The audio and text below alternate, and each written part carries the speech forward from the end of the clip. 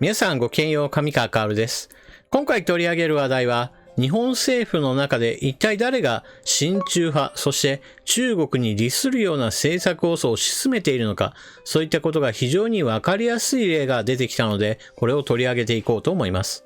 日本には去年から一つの問題がありました。それは中国の習近平国家主席が国賓として訪日するという問題です。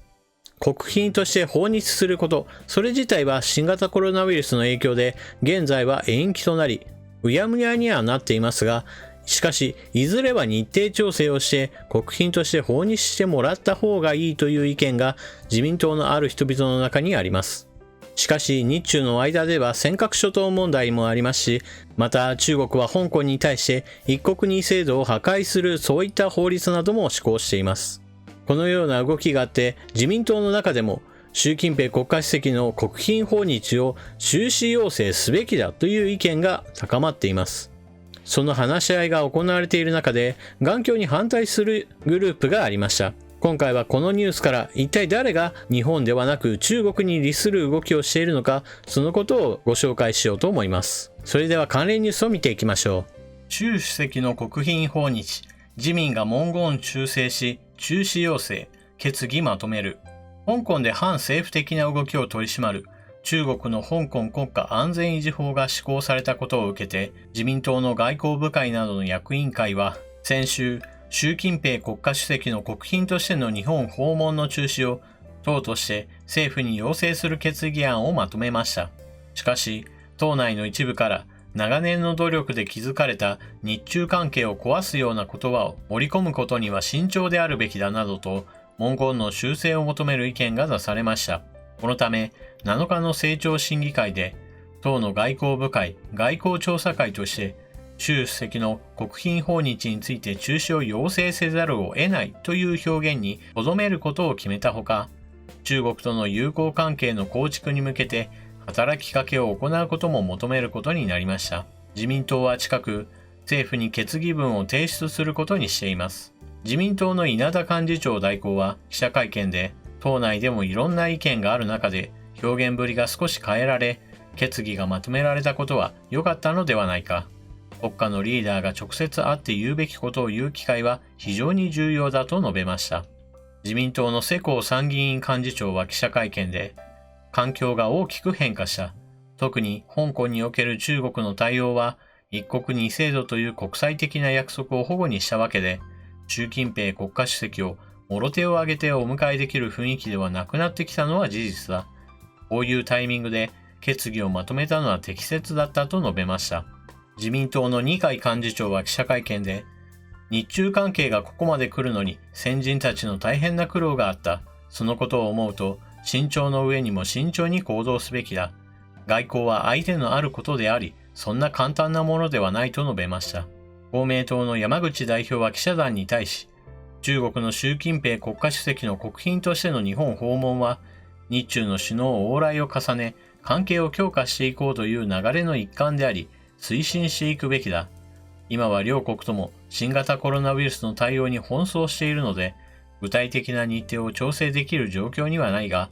引き続き訪日が実現できるよう努力すべきだと述べました。一方、香港ではさらに状況が悪化するであろう報道が流れています。香港、令状なしで捜索可能に。法律の運用を決める委員会で決定。香港政府は法律の施行を受けて、その運用方針を決める国家安全維持委員会を設立し、6日、初めての会合を開きました。会合には、林鄭月娥行政長官らに加え、香港にある中国政府の出先機関のトップ、楽慶寧主任も顧問として参加し、今回の法律に基づく捜査の手続きの具体的な規則を決定しました。香港政府の発表によりますと、規則は緊急の場合などは令状がなくても捜索を行えるとしているほか、国家の安全に危害を加えるインターネット上の情報についてもアクセスを制限できるとしています。また、取り調べの対象となっている人物には、海外への逃亡を防ぐため、パスポートの提出を求めることができるとするなど、当局に強い権限を与えています。香港政府は7日からこの規則を適用することにしていて、市民の懸念はさらに強まりそうです。香港国家安全維持法が一体どれだけ恐ろしい法律かというのは徐々に明らかになってきています。まず第一に、今回明らかになったのは令状が不要の場合もあるよという内容が明らかになりました。これによって以前から分かっていたこと、例えば裁判については非公開で構わないといった内容と合わせると、ある日突然令状もなしに捜索が行われ逮捕され、一体どのような罪状なのかもよくわからない、そしてそれが公開されることもなく裁判が行われ、それによって量刑が決められてしまう、およそ民主的な手続きが一切ない状態で逮捕から刑務所送りまで全てが終わってしまうのです。この法律を使って逮捕者がすでに出ているわけですが、逮捕されていない人の間でもこの法律がいかに恐ろしいかというのを考えて影響が広がっています。民主化を求める団体というのはほとんど解散を宣言し、一網打尽にされることを恐れています。また、一般の行動としても、書店などにおいては、この民主化運動を求める本などを取り扱ったものは全て撤去が進み、また、天安門事件について取り扱った本なども自主的な撤去などが進んでいます。そのような本を置いている書店である、そういったことそれ自体が逮捕される危険性がある、そういったことを書店関係者なども考えているのでしょう。またそのような本の出版に関わっては危険だと考えて、香港デモについての本を出そうとした人が印刷そのものを断られるということもあるそうです。香港での民主主義というものは日一日とその影響力が下がり、中国共産党の支配というものがより強大化しようとしています。このように香港での民主主義が死のうとしており、それを主導しているのが中国共産党の国家主席習近平氏です。その習近平氏の国賓訪日について推進しているのが一体誰か、それが今回のニュースで明らかになったように、自民党の二階派と連立与党を組む公明党なのです。今回はそのことが非常に鮮明になったニュースだと言えるでしょう。また、自民党の中においても、国賓訪日の中止要請をすべきだということが大勢を占めていることも同時に分かりました。